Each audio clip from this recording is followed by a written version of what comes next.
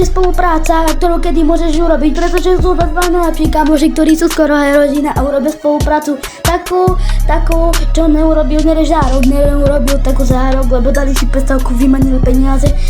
peniaze, ale to nevadí, my si len budeme meniať peniaze, všetky peniaze, ktoré dostaneme, všetko sa budeme rozdeliť a potom si s nimi budeme robiť, čo chceme, nedostaneme len milióny a všetko to prejebe jeden.